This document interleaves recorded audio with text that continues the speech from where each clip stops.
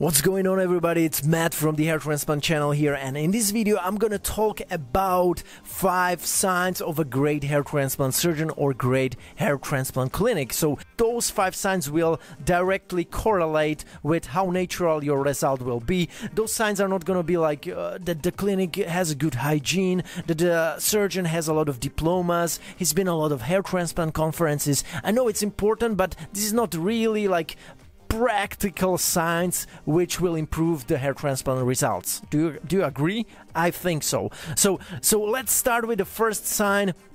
The sign number 1 that the clinic and the surgeon should have, they should be specialized. They should be, what do I mean by that? They should be specialized either in FUE or FUT procedure. Why it's important? Because FUE and FUT require different extraction methods, processes. So if a surgeon is experienced in extracting and cutting out the strip of hair by FUT and then kind of like taking out the follicles out of the strip and planting them, it's different as if the surgeon has been doing a lot of FUEs when he's extracting not the whole strip of hair but just the follicle after follicle, graft after graft. He's doing like a lot of punches, you know, it's different. So I don't want to have my FUE done by somebody who's been doing like FUTs and FUEs and maybe even boob jobs and nose jobs, like some plastic surgeons do actually nowadays. You know, they do everything from all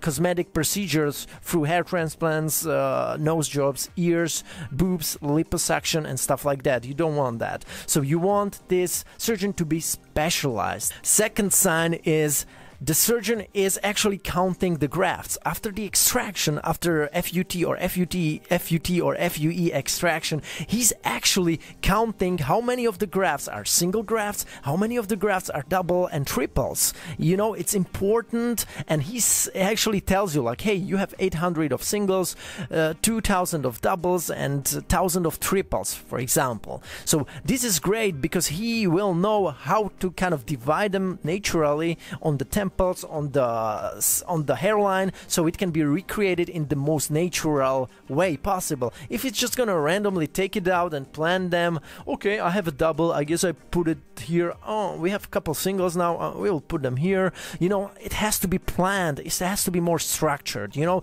it just shows that this guy works in a more structured, more planned way. This will probably end up as a more natural result. So this is the second sign. It goes hand in hand with the third sign actually. The third sign is actually that the grafts, the divided grafts, single, double, triples, are planted in very careful angles. For example, the frontal hairline and the temples are recreated very naturally, and that the clinic is actually putting emphasis on the recreation of the temples and the frontal hairline, because it has to be done in a different way than if you plant the doubles and triples onto the crown area and the top, right?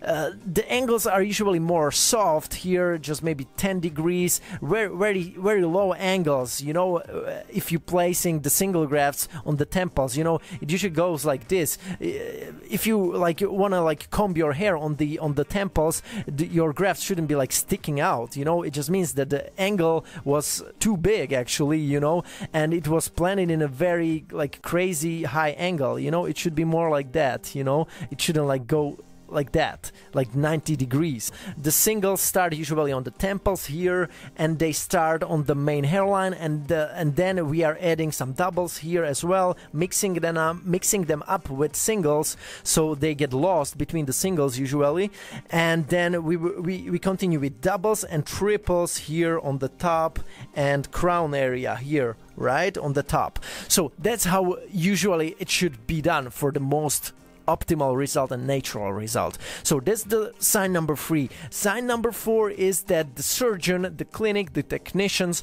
are using the hair implantation pen okay? And they're using it instead of forceps to kind of hold the grafts and plant the grafts. Because imagine if the one surgeon is doing a mega session of 4,000 grafts and he's just doing it with forceps. He's just picking the grafts from cold storage and planting them in.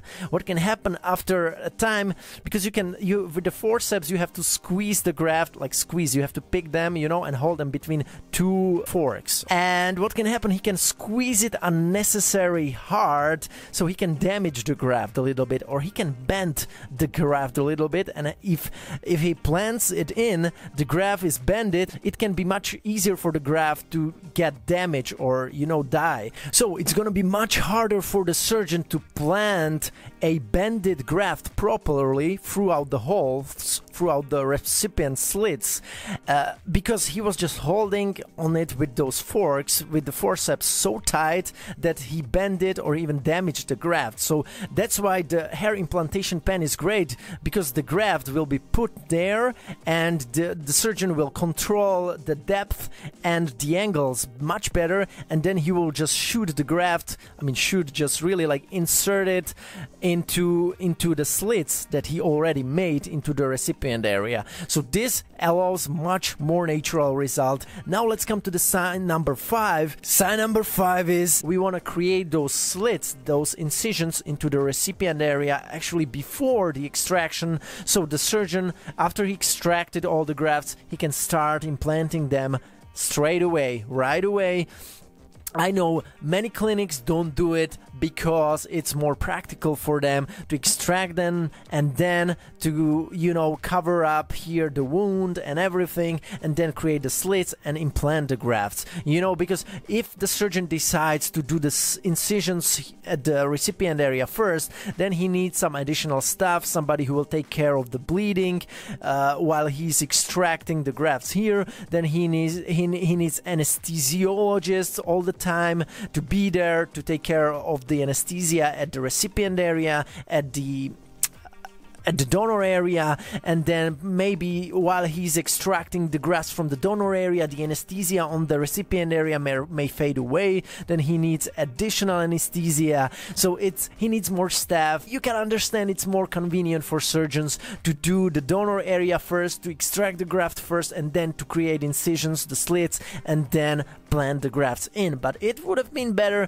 if there would be like no break in between, and after the extraction we can go right to the implantation phase. You know, it's better for the grafts. There are studies, link in the description so you can check it out. So the less time the grafts are out of the body, the better for the graft survival. Meaning after the extraction they are stored in some cold storage, in some biological liquid. The less time they spend there, the better for the graft survival. And that's why we want to create those slits, those incisions into the recipient area actually before the extraction, so the surgeon, after he extracted all the grafts, he can start implanting them. So those were the 5 signs, guys. Let me know how you like this video, comment and subscribe. I hope this video is going to be a good tool to help you with your own research on your hair transplant clinic or surgeon, and can get you a great result at the end. So I hope you are benefiting from this channel. Let me know how you liked it, comment and subscribe, and see you in the next video.